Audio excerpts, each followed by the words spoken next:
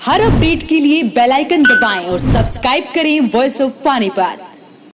अब अपने लघु उद्योग को पहुंचाइए आसमान की बुलंदियों तक। पानीपत में आलिशान ग्रुप लाए हैं हरियाणा का पहला सेंट्रल गवर्नमेंट द्वारा अप्रूव्ड आलिशान इको टेक्सटाइल पार्क, जहां state government subsidy, common infrastructure, R&D testing lab, training centre, workers hostel और भी बहुत कुछ। अब हर मुश्किल आसान है। अभी अप्लाई करें इंडस्ट्रियल प्लॉट्स और मल्टी स्टोरी फैक्ट्रीज के लिए। आलिशान इको टेक्सटाइल पार्क। अधिक जानकारी के लिए विजिट करें विलेज दीवाना, opposite police line, NH1 GT road, Panipat, और कॉल करें 8950690021। नमस्कार, मैं हूं कुलवंत सिंह और आप देख रहे हैं वॉइस ऑफ पानीपत। अभी 3 मई तक लॉकडाउन बढ़ाया गया था। अभी आशंका ये जताई जा रही है कि 16 मई तक लॉकडाउन बढ़ाया जा सकता है। ऐसे में पानीपत का उद्योग धंधा जो पहले से ठप चल रहा था, उद्योगपतियों के माथे पर चिंता की लकीरें जरूर दौड़ गई हैं, क्योंकि कुछ लेबर है वो पहले ही पलायन कर गई है और कुछ पलायन कर रही है। ऐसे ही जो बातें हैं वो सामने आ रही है। ऐसे में उद्योग धंधे कैसे चलेंगे? मेरे साथ पानीपत के कुछ उद्योगपति जुड़ेंगे, उनसे ही बातचीत करने की कोशिश करते हैं, उनका क्या कहना है। सुरेश गुप्ता जी हमारे साथ। गुप्ता जी, लॉकडाउन दर बदर बढ़ता जा रहा है। 3 मई से आशंका जताई जा रही है कि 16 तक जाए, 16 के बाद भी लॉकडाउन बढ़ाया जा सकता है। ऐसे में लेबर भी पलायन कर रही है, तो कैसे सर्वाइव हो पाएगा? नहीं, हमारा यही कहना है कि अब काफ़ी समय लॉकडाउन को हो चुका है और सरकार ने भी ये माना है कि भी लॉकडाउन लंबा खींचेंगे तो इससे लेबर को भी दिक्कत है और छोटे छोटे उद्योगपतियों को तो बहुत ही ज़्यादा दिक्कत है। इसलिए मेरा सरकार से कहना ये है, सरकार ने जैसे अभी कुछ लोगों को, बहुत थोड़े लोगों के लिए ही इंडस्ट्री चलाने की परमिशन दी है, इसे बढ़ाया जाए। पानीपत में मैं अगर विशेष रूप से बात करूं, पानीपत में मशीनरी और काम इस प्रकार का है कि यहाँ सोशल डिस्टेंसिंग मशीनों पे ऑटोमेटिकली है। पावर लूम है, शटरलेस लूम्स हैं, ओपन एंड्स हैं, एचओडी के कार्ड्स हैं। इनमें सब में ही दूरी जो है मजदूर की या काम करने वाले की 8-8, 10-10, 15-15 फुट की दूरी ऑलरेडी है। सोशल डिस्टेंसिंग फैक्ट्री के अंदर बिल्कुल है और इसलिए इसको बढ़ाया जाए, जिससे कि जो बाकी बची हुई लेबर है, शायद 50% या इससे भी कम लेबर है, इसको रोका जा सके और भविष्य में इंडस्ट्री को बचाया जा सके। एक बार ये लेबर किसी तरह सारी निकल गई यहाँ से, तो फिर लेबर को वापसी लंबे टाइम तक बुलाया जाना बड़ा मुश्किल होगा और पूरी की पूरी यहाँ का ढांचा, इकोनॉमी ढांचा जो है इंडस्ट्रीज़ का, सारा ख़राब हो जाएगा। दूसरा मेरा कहना ये भी है कि छोटे जो उद्योग हैं, MSME जो उद्योग हैं, उनको सरकार फाइनेंशियली मदद करे। जैसा कि हम सुन रहे हैं, देख रहे हैं, विभिन्न देशों में उन्होंने अपने छोटी इंडस्ट्रीज़ को किसी ना किसी रूप में, लोन के रूप में, बगैर ब्याज के लोन दिया हो या इस प्रकार की जो सहायता दी है वो दी हैं, जिससे इंडस्ट्री खड़ी हो सके। मैं यहाँ के लिए प्रस्तावित करता हूँ, एक तो जो फिक्स चार्जेस बिजली के हैं, ये तो अनकंडीशनल छोड़े ही जाने चाहिए। लॉकडाउन पीरियड के जो फिक्स चार्जेस हैं वो सरकार माफ़ करे। उसके अलावा लेबर की ज़रूरतों को पूरा करने के लिए उसमें सरकार शेयर करे। ESI का जो फंड पड़ा है उसमें से शेयर करे, या लेबर जो अपने फंड पड़े हैं उसमें से करे, या सरकार कोई और प्रोविज़न करे। सरकार ने अभी ऑलरेडी किए हैं, म्यूचुअल फंड्स के लिए भी किया है और उद्योगों के लिए भी सरकार कर रही है। MSME के लिए भी, पर्टिकुलरली लेबर के लिए जो सरकार है, कोई ऐसा प्रोविज़न करे जिससे लेबर को भी नुकसान ना हो और मालिक भी बसे रहें। इसके अलावा बहुत से देशों ने ऐसा भी किया है, अगर जैसे कनाडा का मैंने भी पिछले दिनों सुना कि उन्होंने एक पर्टिकुलर लोन दिया 2 साल तक, जो है उसमें 2% ब्याज, और उसके बाद में जो है वो 2025 तक उन्हें देना है। 2 साल तक कोई ब्याज नहीं, 2 साल के बाद 2025 तक 2% केवल ब्याज के ऊपर उन्होंने इंडस्ट्रीज को पैसा दिया, जिससे कि वो सर्वाइव कर सकें। इसके साथ साथ वर्किंग कैपिटल के लिए भी एक जो भी सरकार समझे, कोई भी उसमें फार्मूला बने, उसकी टर्नओवर के बेस पे बने, प्रीवियस टर्नओवर के हिसाब से बने, या जो भी स्केल सरकार अपनाए। सरकार के पास सारे आंकड़े होते हैं, सरकार के पास सारा सिस्टम होता है, उस हिसाब से बगैर ब्याज के या सब्सिडाइज्ड ब्याज के लोन दे, जिससे कि इस इंडस्ट्री को खड़ा किया जा सके। वरना इस समय बहुत मुश्किल है MSME उद्योग को बचाए जाने के लिए। मेरी प्रार्थना यही है कि सरकार इस प्रकार के प्रावधान करे जिससे कि इंडस्ट्री को बचाया जा सके। गुप्ता जी, लेबर की बात चल रही है। अब लेबर जाएगी तो साल भर तो वापस आएगी नहीं, क्योंकि 2 महीने 3 महीने उनके लिए बिताने मुश्किल हो गए हैं। तो लगता है पानीपत का उद्योग धंधा जो पहले दिक्कतों में था वो ख़त्म ही हो जाएगा लगभग? नहीं, यही वजह है। मेरा कहना यह है कि पूरा लॉकडाउन खुलने से पहले यदि इंडस्ट्रीज़ को खोला जाता है, सोशल डिस्टेंसिंग, ये सैनिटाइजेशन सबको पालन करते हुए इंडस्ट्री को यदि खोल दिया जाए और लेबर को अगर काम मिल जाता है, तो मैं समझता हूँ फिर लेबर जो है रोकी जा सकती है। काफ़ी परसेंटेज जो लेबर यहाँ बची है उसको रोका जा सकता है और काम धीरे धीरे सुचारू हो जाएगा। पूरा लॉकडाउन खुलने के बाद निश्चित है जो लोग वहाँ पहले जा चुके हैं वो भी शायद कुछ उसमें से वापसी आने की तरफ होंगे और धीरे धीरे उसको उद्योग को पटरी पर लाया जा सकेगा। इस मामले में आपकी सीएम से बात हुई या अधिकारियों से बात हुई है? आपके जो सुझाव हैं वहाँ रखे हैं किसी पटल पर? सुझाव तो हमने जो विभिन्न पोर्टल्स पर हम रख रहे हैं, मीडिया में रख रहे हैं। अब सीएम से तो हमारी कोई जाने की या बात करने की नहीं है। और जो वीसी जो हुई है, जब कॉन्फ्रेंसिंग भी हुई है उसमें भी मैं था, उसके बाद में एमएलए साहब के साथ इंडस्ट्रियलिस्ट की थी उसमें मैं भी था। तो हमारा कहना यही है, इंडस्ट्री को धीरे धीरे करके इसको खोला जाए तो और ज़्यादा डिले ना की जाए। खास तौर से स्कैटर्ड एरिया, पानीपत में इंडस्ट्रीज बहुत दूर दूर है, उसके आसपास कुछ नहीं, बड़ी बड़ी यूनिट्स हैं, उसके अंदर आदमी थोड़े ही काम करते हैं, तो उनको परमिशन दी जाए जिससे कि वो सर्वाइव करें, कुछ थोड़ा बहुत खोलें। काम हालांकि बहुत धीरे धीरे चलेगा क्योंकि मार्केट नहीं खुली है, किसी को रॉ मटेरियल नहीं मिलेगा, किसी को ट्रांसपोर्टेशन नहीं मिलेगी। फिर भी अगर लेबर को अंदर लाया जाता है, कुछ छोटा मोटा काम कराया जाता है, तो लेबर को भी सांत्वना होगी, हाँ भी हमें यहाँ पे काम दोबारा मिल गया है।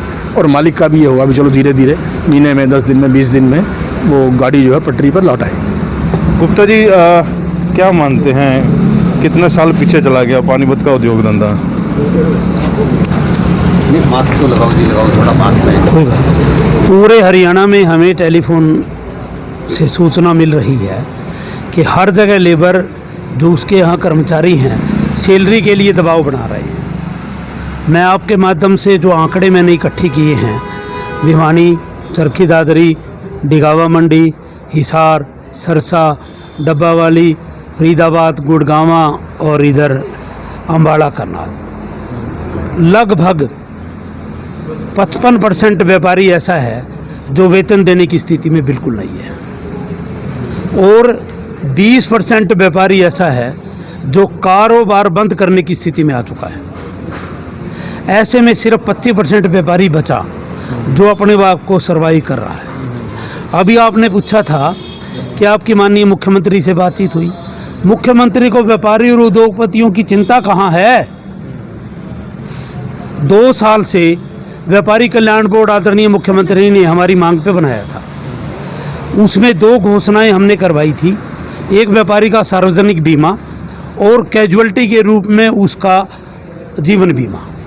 44 करोड़ रुपए की इंस्टॉलमेंट इंश्योरेंस कंपनी ले गई और क्लेम के नाम पे 1 करोड़ रुपया भी हरियाणा में व्यापारी को नहीं मिला। चाहे उसके यहाँ कोई आग लग गई, कोई कैजुअल्टी हो गई, कोई रुपया उसको क्लेम के रूप में नहीं मिला। सिर्फ सरकारी कंपनियां, इंश्योरेंस कंपनियां 44 करोड़ रुपए डकार गई। मैं माननीय मुख्यमंत्री से ये अपील करना चाहता हूं कि वो व्यापारी और उद्योगपतियों की चिंता भी करें। हम सिर्फ राशन तो अपने लेबर को दे सकते हैं, उसका पेट तो भर सकते हैं, सैलरी नहीं दे सकते। जितने मेरे व्यापारी उद्योगपति भाई हैं, कोई प्रशासन के यहाँ जाके नंबर बनाने में लगा हुआ है, कोई सरकार के यहाँ नंबर लगाने में लगा हुआ है, वो इस नंबर की पॉलिसी को बंद करें और व्यापार हित में सोचें। देश की जो अर्थव्यवस्था है वो व्यापार और उद्योग पे टिकी है।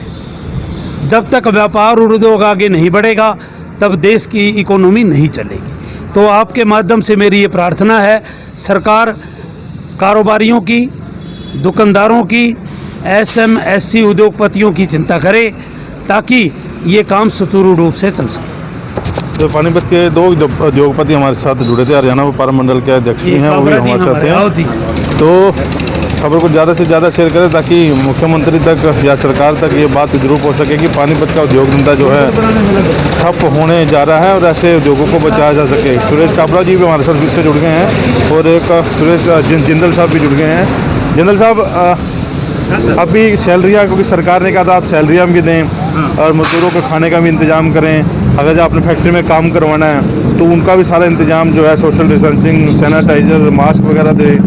तो पहले तो पिछला महीना तो गुजर गया, बिल्कुल। अब आगे सर्वाइव कर पा रहे हैं? आगे बिल्कुल भी कोई मिल ओनर जो है, इंडस्ट्रियलिस्ट है, आगे पे देने के हिसाब में बिल्कुल भी नहीं है, क्योंकि गवर्नमेंट के भी खर्चे इतने बिजली के जो कि अनऑथराइज बढ़े जा रहे हैं।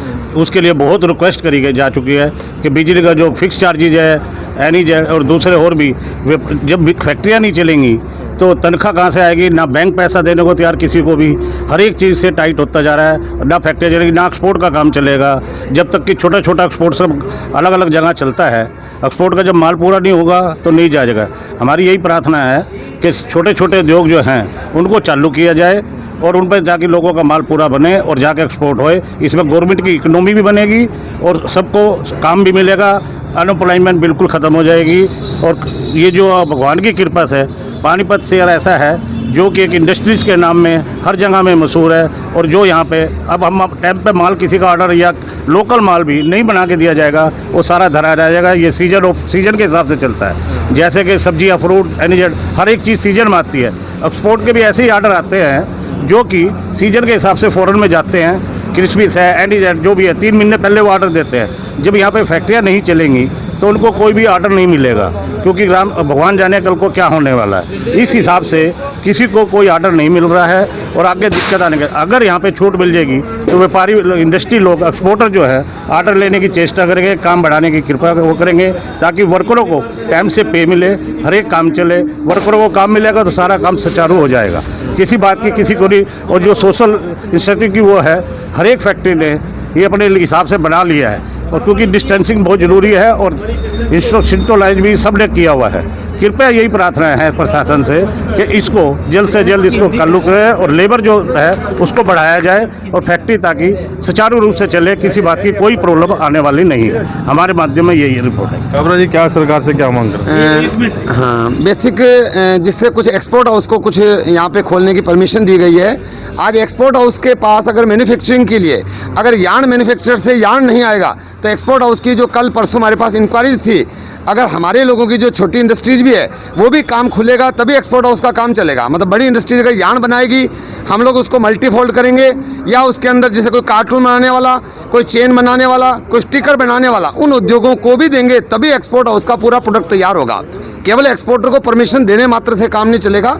तो माननीय आपके माध्यम से सरकार से अनुरोध करता हूँ कि वो थोड़ी इसमें ढिलाई बरतें। ठीक है, अपना लॉकडाउन का पालन करने में जरूर हम लोग सभी उनका साथ देंगे, सैनिटाइजेशन में, सोशल डिस्टेंसिंग में, लेकिन नियमों में इतने कड़वे नियम ना हो, क्योंकि भारतीय जो इंफ्रास्ट्रक्चर में जो इंडस्ट्री लगी हुई है और विशेष तौर से जो पानीपत में इंडस्ट्रीज है वो लघु उद्योग 200 गज की फैक्ट्रियों में भी फैक्ट्रियाँ हैं जहाँ चेन, बटन या इस तरह के छोटे छोटे बनते हैं जो एक्सपोर्ट हाउस में बहुत सहायक सिद्ध होते हैं। तो मैं आपके माध्यम से माननीय सरकार तक पहुँचाना चाहता हूँ कि ऐसे बड़े उद्योग जो हमारे स्पिनिंग मिले हैं वो भी चले और नीचे छोटे भी चले, एक सिस्टम से चले। भले अभी 40-50% चले, लेकिन सभी की चेन है। चेन के बिना अगर एक केवल एक्सपोर्ट हाउस को चालू कर दोगे तो शायद इतना रिजल्ट बढ़िया नहीं आएगा। इससे लेबर नहीं भागेगी। एक बार अगर लेबर बाहर भाग गई शायद वो 6 महीने वापस नहीं आएगी। ये बहुत बड़ा काम खराब होगा। जब लेबर को काम मिल जाएगा तो सरकार की तरफ से जो भुखमरी टाइप की जो लेबर सोच रही है वो भी उनको काम मिल जाएगा तो भुखमरी भी दूर होगी। हाजी गुप्ता जी, क्या कर रहे हैं? अभी पिछले इंटरव्यू में आपने मेरी बात को बड़े ज़ोर से दिखाया था, आपका धन्यवाद है। कि मैंने उसमें सरकार से डिमांड करी थी कि सरकार बिजली के बिलों पे फिक्स चार्जेस को ख़त्म कर दे, परंतु आज मुझे 10 दिन बाद बड़े खेद से कहना पड़ रहा है कि हरियाणा सरकार ने मात्र 25% फिक्स चार्जेस पे माफ़ी की है। ये भद्दा मजाक व्यापारी और उद्योगपति के साथ सरकार कर रही है। सरकार हमारे धैर्य की परीक्षा मत ले और बिना किसी देरी के तुरंत 100% फिक्स चार्जेस माफ़ किए जाने चाहिए। जब बिजली जलती नहीं तो किस बात का चार्जेस ले रही है सरकार? दूसरे सारे बिजली बोर्ड ने हर दुकानदार पे, हर व्यापारी पे, हर उद्योगपति पे पिछले बिलों की एवरेज लगा के बिल भेज दिए। किस बात की एवरेज? एक आदमी अगर उनका रीडिंग लेना चाहे तो ले ले। एक आदमी में तो कोई कानून लागू नहीं होता सोशल डिस्टेंसिंग का, मगर सरकार जो ये बिजली बोर्ड है वो अपने असली रूप को लेके ड्यूटी को निभाए। 1-1 मीटर की रीडिंग ले, जो असली रीडिंग आए, जो बिजली का रीडिंग जले उसका बिल व्यापारी से ले ले। और फिक्स चार्जेस बोल के सरकार हमारे धैर्य की परीक्षा मत ले, इसको तुरंत प्रभाव से 100% माफ़ कर दिया जाए।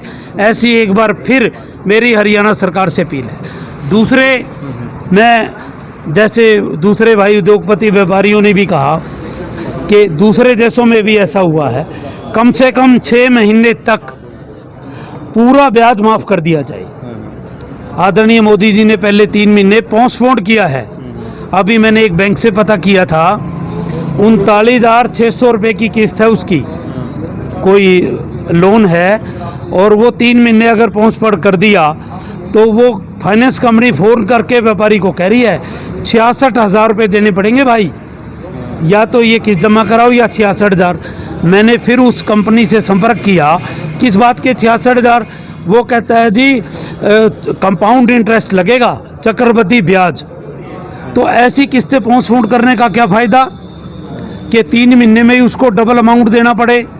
तो मैं आपके माध्यम से ये निवेदन करना चाहता हूँ, नंबर 1 बात तो व्यापारी और उद्योगपति के हाथ में पैसा कैसे आए, इसकी चिंता सरकार करे।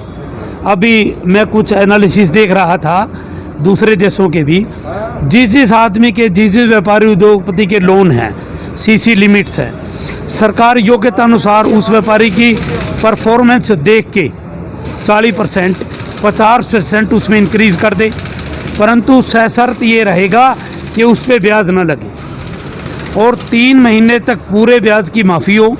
और आने वाले 1 वर्ष तक, आज भी अगर लॉकडाउन खुल जाता है, इंडस्ट्री चल पड़ती है, तो मैं ये बड़े इत्मीनान से कह सकता हूँ कि आने वाले 3 महीने से पहले पूरी इंडस्ट्री का पहिया नहीं घूमेगा। पहिया नहीं घूमेगा तो व्यापारी पे खर्चों का बोझ बढ़ेगा। तो इसलिए आने वाले कम से कम 1 वर्ष तक, अभी आज रिजर्व बैंक ने जो स्टेटमेंट दी है वो 4.4% की दर से बैंकों को ऋण देगा, तो बैंक हमारे से 6% ले ले। इस संकट की घड़ी में मैं हर रोज़ बैंकों की बैलेंस शीट देखता हूँ, अरबों रुपए के प्रॉफिट बैंकों के हैं, तो वो हमारे से ऐसे बोल के 6% इंटरेस्ट ले ले। अगर उसमें कोई दिक्कत आती है तो केंद्र सरकार फाइनेंशियल इंस्टीट्यूट्स को सब्सिडाइज करे। नेट सेल मेरी आपसे ये डिमांड है, 3 महीने तक जितना ब्याज है वो टोटल माफ़ होना चाहिए और आने वाले 1 वर्ष तक सरकार 6% की तरफ से व्यापारी पे ब्याज पे रुपया दे। तीसरी मेरी डिमांड ये है कि व्यापारी उद्योगपति के हाथ में पैसा आए, उसकी चिंता करे। अब म्यूचुअल फंड में जो हादसा आपने अखबारों में पढ़ा, 50,000 करोड़ रुपए कल रिजर्व बैंक ने जारी कर दिए, तो क्यों नहीं एक 20 लाख करोड़ रुपए का पैकेज व्यापारी उद्योगपति के लिए जारी कर देते। हम तो आपका पैसा भी देंगे, ब्याज भी देंगे, देश को काम भी देंगे, जनता को संतुष्ट भी करेंगे। तो मेरी आपके माध्यम से ये निवेदन है कि कारोबारी, उद्यमी और व्यापारियों की चिंता सरकार करे, ताकि उनका पारा बढ़ ना जाए और ये देश के लिए आने वाले समय में खतरनाक साबित ना हो, ताकि ये अर्थव्यवस्था बनी रहे। यही मेरी निवेदन आपके थ्रू। जी सर, सर्विस चार्ज की क्या बात कर रहे हैं? दूसरा जो बिजली उद्योग है, जो कि हम लोगों से फिक्स चार्जेज अलग ले रहे हैं, जितना 170 रुपये पर किलोवाट के हिसाब से ले रहे हैं, और जो कि और सर्विस चार्जेज ऊपर से एक्स्ट्रा जोड़ रहे हैं। जब बिजली यूज ही नहीं हो रही तो हमारे फिक्स चार्जेज हमारे से नहीं लिए जाएं। इसके लिए तो हम खास गवर्नमेंट से रिक्वेस्ट करते हैं कि फिक्स चार्जेज को जल्द से जल्द माफ़ कर दिया जाए। लॉकडाउन का तो कम से कम उसको कर देना ही चाहिए जितने भी पीरियड हुआ। और जो नाइट का जो इंडस्ट्री 24 घंटे चलती थी, उसके लिए भी उन्होंने बोला था कि नाइट का जो है उसका हाफ रेट लगेगा, या जो भी लगाना चाहेगी वो जाके उसको छूट दे जाए, ताकि व्यापारी को कुछ रिलीफ बिजली बोर्ड की तरफ से मिले और ताकि आगे सुचारू रूप से इंडस्ट्री चले। मेरा ये आपसे रिक्वेस्ट है और आपके माध्यम से मैं बहुत बहुत शुक्रिया अदा करता हूँ, ताकि ये पानीपत के उद्योगपतियों की जेन्युइन प्रॉब्लम है जो सामने आ रही है। एक तो लेबर की दिक्कत, ऊपर फिक्स चार्ज की दिक्कत, एक सैलरियों की दिक्कत, मजदूरों को कैसा रोका जाए वो दिक्कत। जब ठान ही ली ऊंची उड़ान की, तो क्या डरना देख दूरी आसमान की। एक नई सोच थी, एक नई राह थी, हर लड़की हो शिक्षित, यही उनकी चाह थी। इसी सोच से बनाया आर्या गर्ल्स पब्लिक स्कूल। हकीकत में बदले अपने सपने, यही था उनका उसूल। नन्ही कलियों के कदमों से चहकता आंगन, कलियों से बने फूलों से महकता प्रांगण। वैदिक होती है हर भोर यहाँ, संस्कारों का रहता जोर यहाँ। अंगड़ाई लेता है यहाँ बचपन का शोर, स्वच्छ हवा और हरियाली चहु ओर। खेल खेल में खिलाड़ी बनते यहाँ, हर मैदान फतह करते यहाँ। खेलों का यह संगम है और जीत का लहराता परचम है। आधुनिकता के इस दौर में कदम बढ़ाती प्रयोगशालाएं, अद्भुत है यहाँ की योगशालाएं। कर्मठता और सहयोग शिक्षकों की आन है। लड़कियों की उच्च शिक्षा प्रबंधकों की पहचान है। हरियाणा में CBSE से संबंधित लड़कियों का पहला स्कूल, यही इसकी शान है। ज्ञान, विज्ञान और खेलों में भरता रोज नई उड़ान है। 25 सालों से पानीपत शहर का सबसे भरोसेमंद showroom Balaji electronics. Balaji showroom करे आपके जीवन को और भी कंफर्टेबल। फेस्टिवल धमाका ऑफर बालाजी इलेक्ट्रॉनिक्स में 32 इंची स्मार्ट LED केवल 12,990 रुपए में। साथ ही सभी प्रोडक्ट पर आकर्षक ऑफर, 0% ब्याज और आसान किस्तों में। लैपटॉप की भरपूर वैरायटी बालाजी शोरूम में। साथ ही सभी कंपनी के मोबाइल मिले बालाजी शोरूम में। बालाजी शोरूम GT रोड के साथ साथ सनोली रोड पर भी उपलब्ध। आज ही आइए और फेस्टिवल धमाका ऑफर का फायदा उठाइए।